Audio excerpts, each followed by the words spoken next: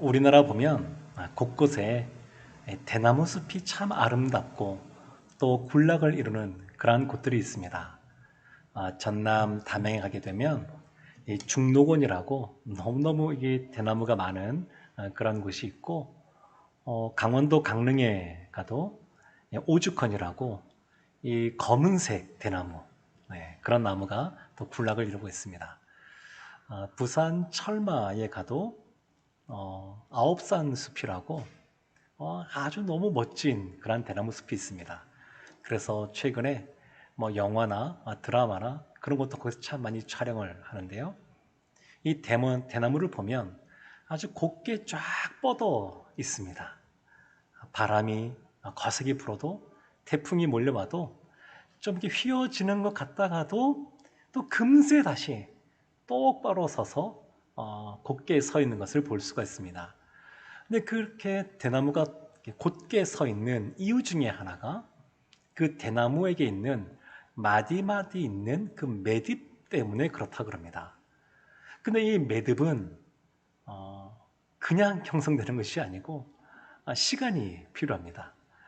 대나무가 성장하면서 이 매듭 부분에 가게 되면 인고의 세월을 보내듯이, 또 실현의 시간을 보내듯이 그러한 성장통을 겪어야 그 매듭이 하나가 형성이 되어지게 되고, 매듭이 만들어지면 그 다음엔 또 쑥쑥 자랍니다. 그러다가 또 다시 성장통을 앓듯이 이렇게 매듭이 실현 가운데 또 만들어지게 되고 또 성장하는 것을 볼 수 있습니다. 우리 삶 속에 이 고난이라고 하는 것, 시련이라고 하는 것이 이 불청객처럼 우리의 삶 속에 불쑥불쑥 찾아오기도 합니다. 마치 그 잔잔한 호숫가에 이 돌멩이를 던지면 그 원이 이렇게 퍼져나가는 것처럼, 이와 같은 고난과 시련이 우리 가운데 오면 우리의 마음이 흔들리기도 하고요. 또 삶이 참 어렵다라고 느껴지면서 마음이 더 힘들어질 때도 있습니다. 그렇지만 이 고난이라고 하는 것, 시련이라고 하는 것은 꼭 부정적으로만 볼 것은 아닙니다. 오늘 본문에 보면 사도 바울이 나의 매임이라고 하는 표현을 3번이나 쓰고 있습니다. 사도 바울이 로마의 감옥에, 시위대의 그 감옥에 지금 갇혀 있습니다.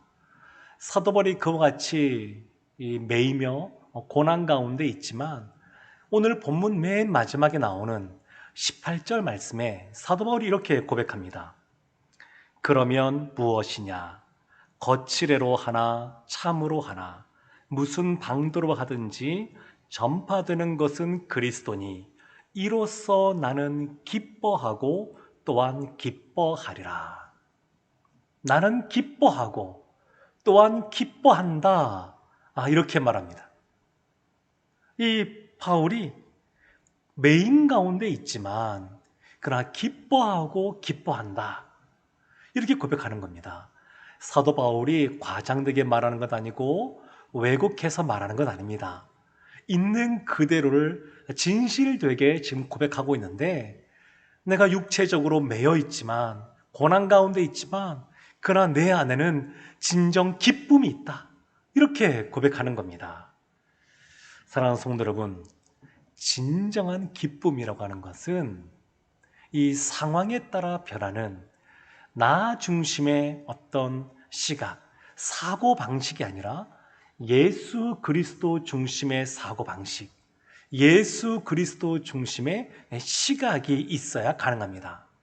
이러한 기쁨이라고 하는 것은 범사에 하나님을 인정하고 그리고 말씀에 근거하여서 믿음의 눈으로 이러한 우리의 상황을 바라볼 때 하나님이 주시는 기쁨이 찾아오게 됩니다.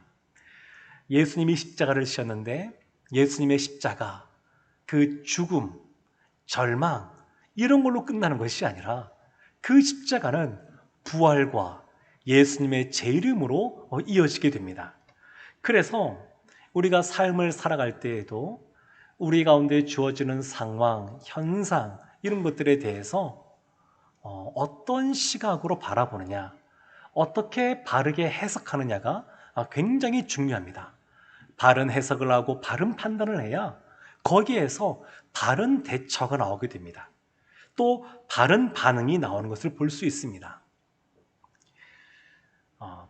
바닷가에서 파도를 이렇게 보게 되면 때로는 이 바위에 부딪히는, 그래서 하얀 포말이 막 이렇게 생기는 그 파도를 보면 어떤 때는 신비롭기도 하고 시간 가는 줄 모르고 이렇게 쳐다볼 때가 있습니다. 그런데 이러한 아름답고 신비로운 그러한 파도를 보면 바닷물이 바위에 부딪힐 때 생깁니다. 그냥 생기는 것이 아니라 부딪힐 때, 그래서 깨어져 나갈 때 그와 같은 모습이 생깁니다. 하나님은 우리 삶 가운데 이러한 고난, 시련, 어려움이라고 하는 걸림돌을 디딤돌로 바꾸셔서 역사하시는 분인 줄로 믿습니다. 그러한 시각을 우리가 가지는 것이 필요합니다. 오늘 본문의 말씀을 통하여서 첫 번째는 바울의 매임에 대해서, 두 번째는 그렇지만 그 가운데 복음 전파의 진전이 있는 것에 대해서, 세 번째는 바울이 그 가운데 기쁨을 누리는 것에 대해서 말씀을 나누고자 합니다. 사도 바울이 시위대 감옥에 갇혀 있었습니다. 처음이 아닙니다. 이스라엘에서 가이사랴, 거기에서도 갇혀 있었고 2년간, 그리고 배를 타고 이 항해하여서 로마에 왔는데 2년간 또한 가택연금 형식으로 갇혀 있었고, 그리고 지금은 시위대에 갇혀 있습니다. 시위대 감옥에 갇혀 있습니다. 이 시위대 감옥이라고 하는 것은 로마의 황제에게 재판을 받는 사람들, 그 사람들이 갇혀 있는 곳인데 주로 이 중대한 범죄를 저지른 사람들이 갇혀 있습니다. 그리고 여기는 황제의 그 아주 정예 부대, 군인들이 지키고 있는 곳입니다. 어떤 기록에 보게 되면 얼마나 철저하게 지키는지 이 교대로, 사교대로 이 군인들이 지키는데, 이 죄수가 도망가지 못하게 군인과 이 죄수가 함께 쇠사슬로 묶고 있는 겁니다. 하루 24시간을 돌아가면서 계속해서, 그러니까 얼마나 이 죄수가 갇혀 있는지를 알 수가 있습니다. 지금 사도 바울이 이렇게 힘들고 고달픈 상황에 처해 있는 겁니다. 뿐만 아니라 사도 바울의 육신뿐만 아니라 마음을 어렵게 하는 사람들이 있었습니다. 빌립보서 1장 17절 이렇게 말합니다. 그들은 나의 매임에 괴로움을 더하게 할 줄로 생각하여 순수하지 못하게 다툼으로 그리스도를 전파하느니라. 사도 바울이 매여 있는데 괴로움을 더하게 하려는 사람들이 있었습니다. 로마 교회 성도들 중에서 이 두 부류로 나누어지는 사람들이 있었는데, 한 부류의 사람들이 사도 바울을 괴롭게 하기를 원했습니다.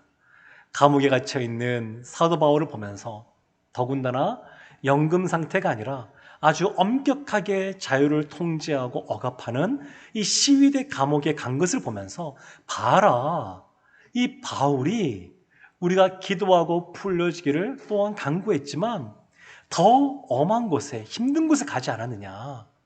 그러므로 하나님이 바울과 함께하는 것이 아니라 우리와 함께한다. 그러면서 이 사도 바울을 어렵게 하려고 하는 그러한 사람들이 있었습니다.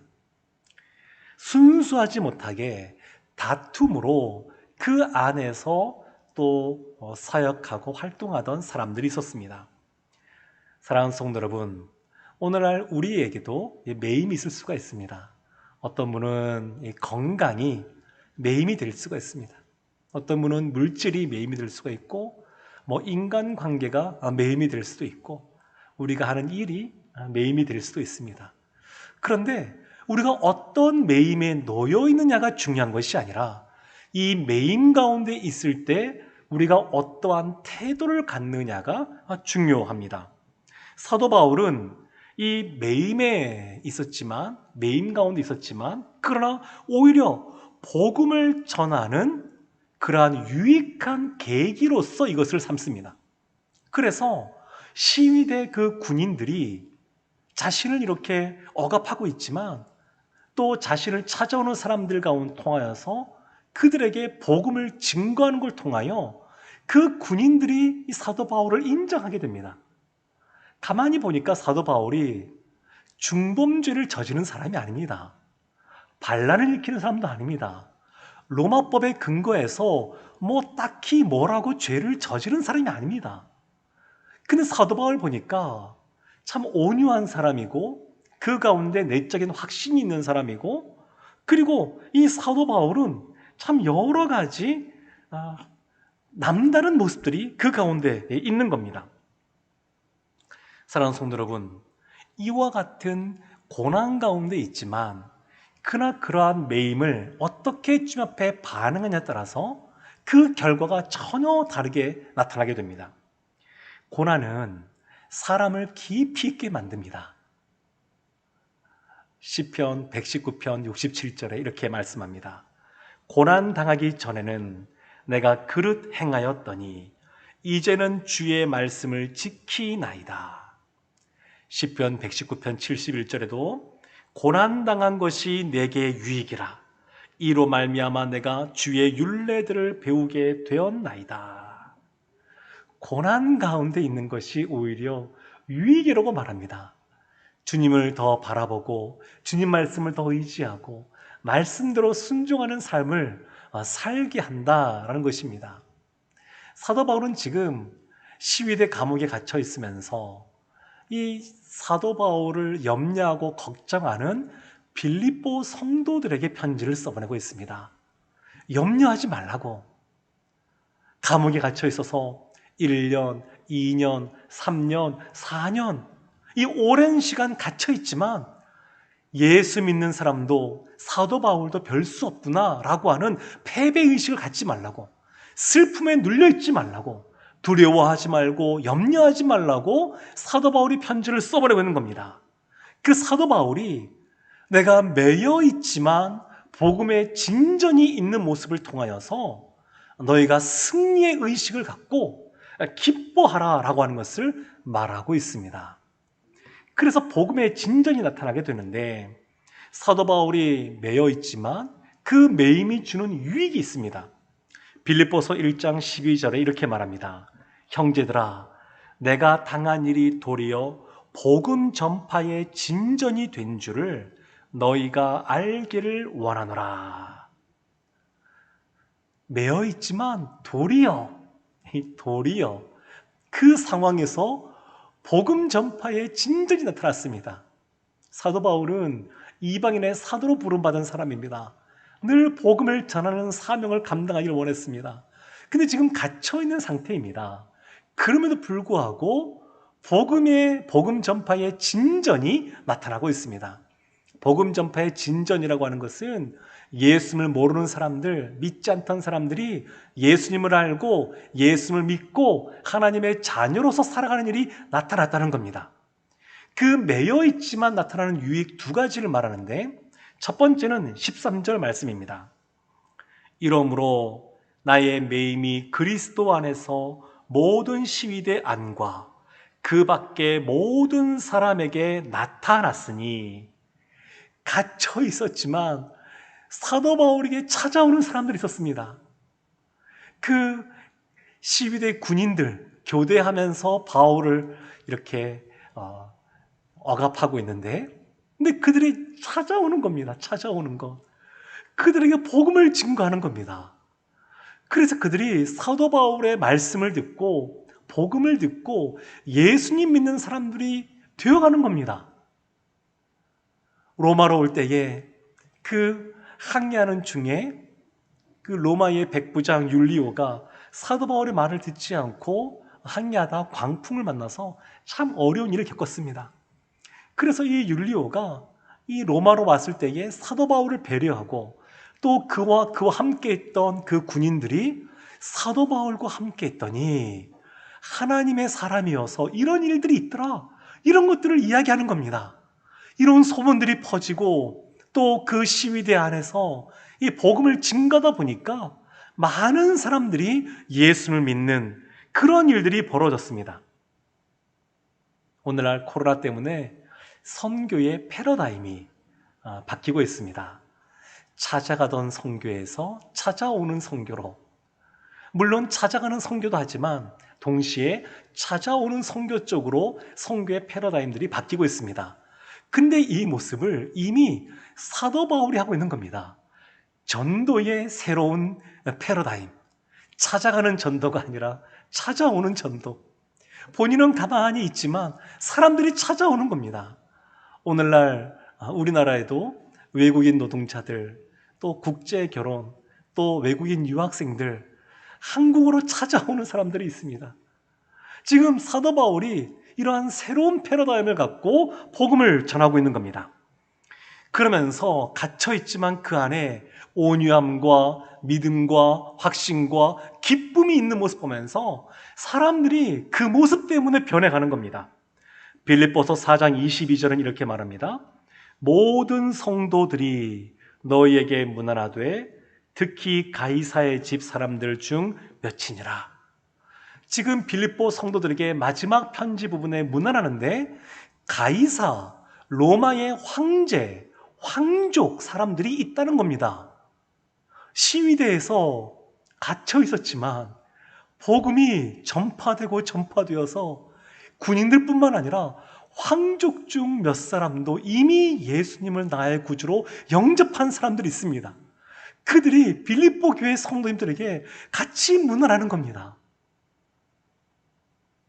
바울이 갇혀 있지만 로마의 그 중심되는 세력인 군인들, 그리고 황족에게까지 복음이 전파되는 놀라운 복음 전파의 진전이 나타나고 있습니다.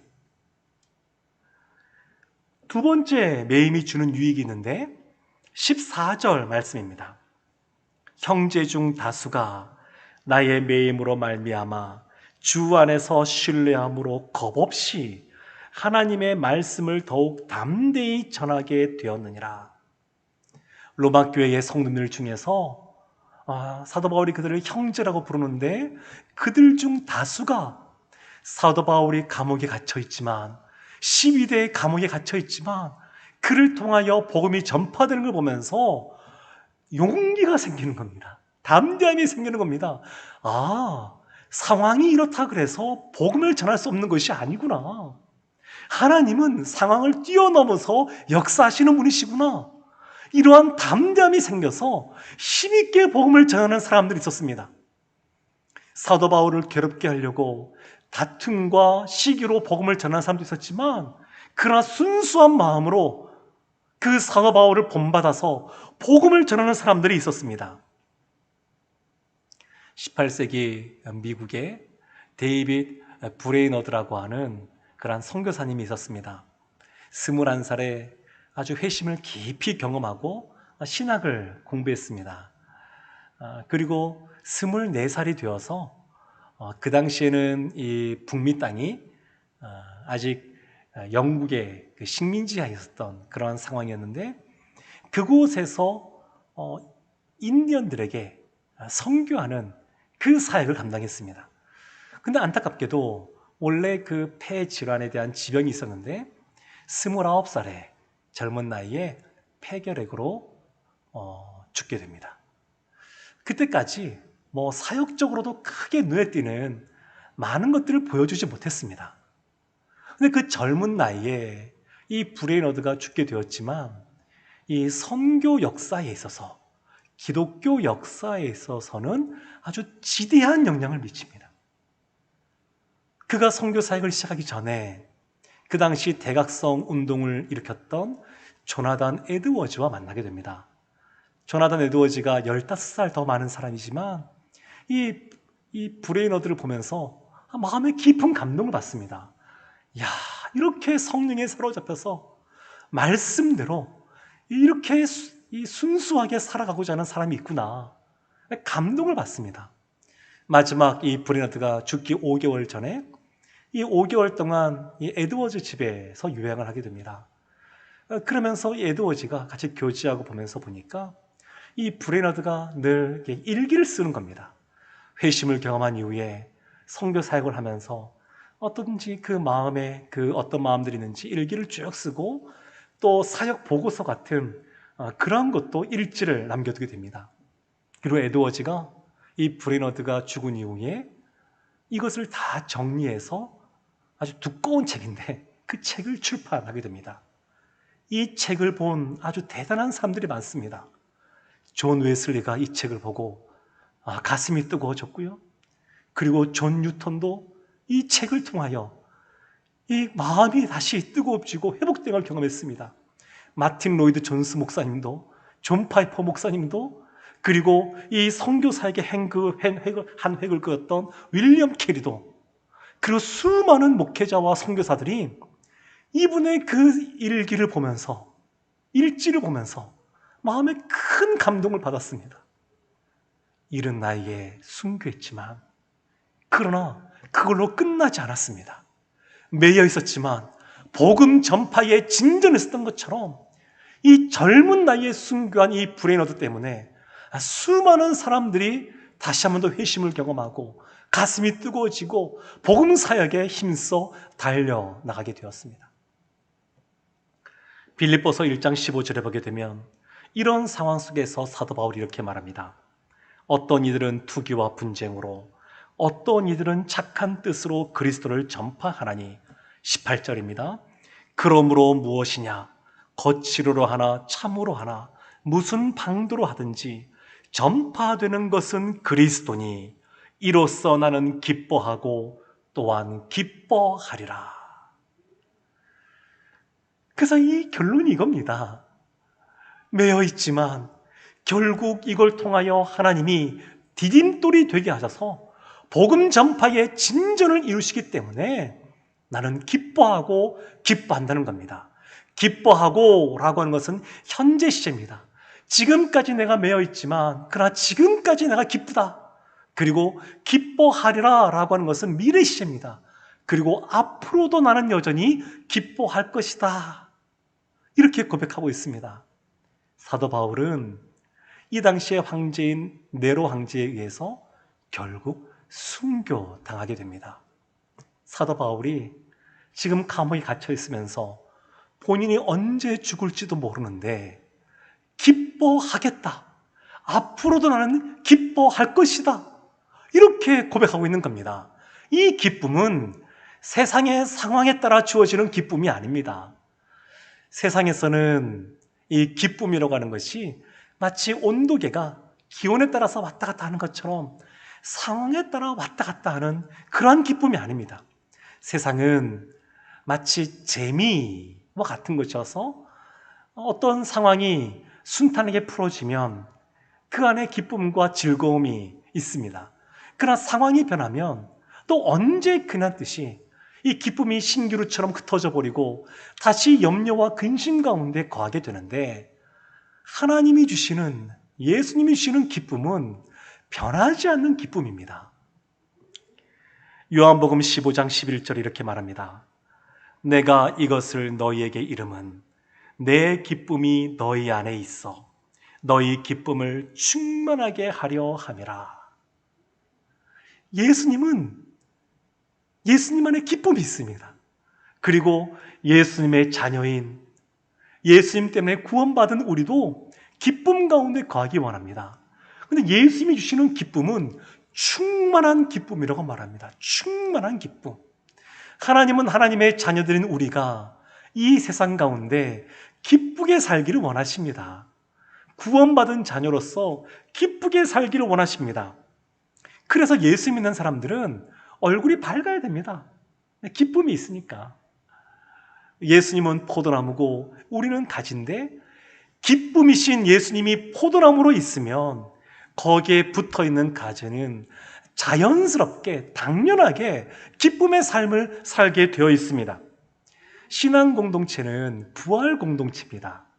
그리고 우리가 주일날, 오늘 이렇게 하나 앞에 예배 드리는데, 주일은 주의 날, 부활하신 주님을 기억하고 그 주님 때문에 기뻐하는 날이 주일입니다. 그래서 이 주일날 예배 드릴 때 가장 중요한 것 중에 하나가 뭐냐면 기쁨으로 거하는 겁니다.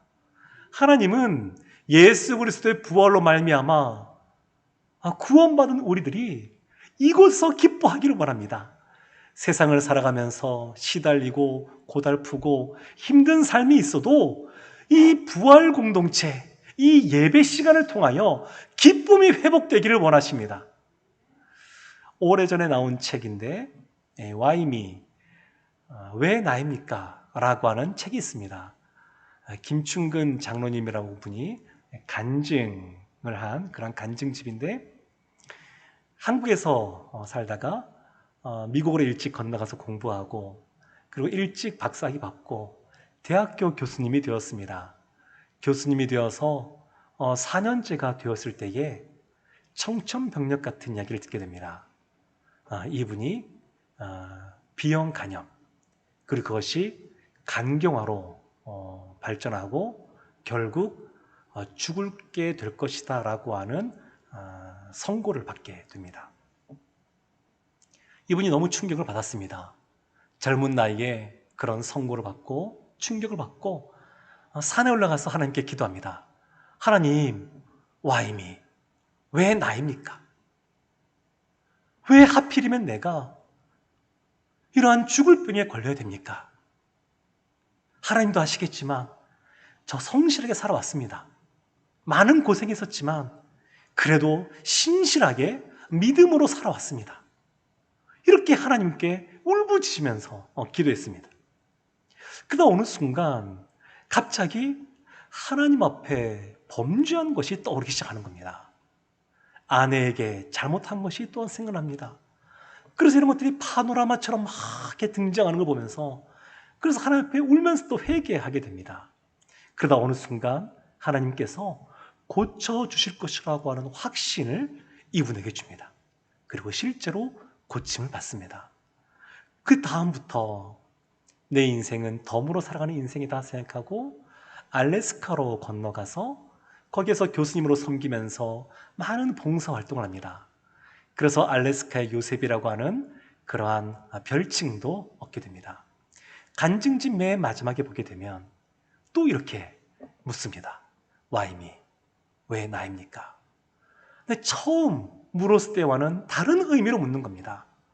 지금은 마지막 때는 하나님, 왜 나 같은 죄인을 구원하셨습니까? 왜 부족한 저를 사용하십니까? 아무것도 아닌데 하나님의 사역에 동참케 하시고 지금까지 인도해 주셨습니까? 사랑하는 성도 여러분, 인생길에서 시련을 만나는 것은 선택이 아니라 필수입니다. 누구나 다 삶 가운데 이 성장통, 어린아이가 자라면서 사춘기의 자녀들이 감정적으로 자라면서 이 성장통을 겪는 것처럼 이 매듭이 지어지는 이와 같은 시련은 필수적인 겁니다.